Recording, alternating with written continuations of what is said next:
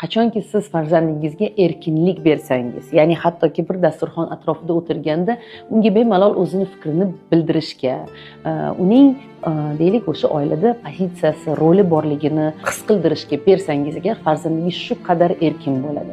Ya'ni bolani doim o'chir, sendan hech kim so'ramadi, sen gapirmagin, men sendan so'radimmi, nimaga menga gapiryapsan kabi gaplar bilan o'zini fikrini bemalol erkin ifodalashga ruxsat bermas ekansiz, tabiiyki farzandingizni shunchaki o'ziga ishonmaydigan va bahosi past inson bo'lib boyaga yetishiga sababchi bo'lasiz. Ya'ni aynan mana shunday oilada, muhitda katta bo'lgan bolalar ertaga o'zining fikrini ko'chada ham bildira olmaydigan, bemalol gapira olmaydigan, unga yoqadigan yoki yoqmaydigan narsani ham ayta olmaydigan, umuman olganda emotsional intellekti juda ham past bo'ladi bunday insonlarni.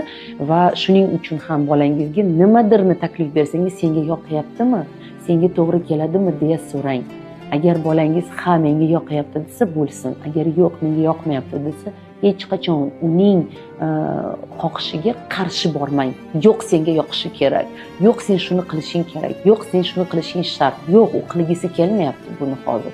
Xo'p, sen hozir buni qilma, dam ol, keyin biz bu mavzuga yana qaytamiz. Bo'ladimi shunday qilsak deya bolangiz bilan doim kompromisga, doim kelishuvga boring, lekin hech qachon uning erkinligini bug'mang. O'ziga ishongan, bemalol gapiradigan, hamma joyda o'zini fikrini bildiradigan inson bo'lishiga zamin yarating.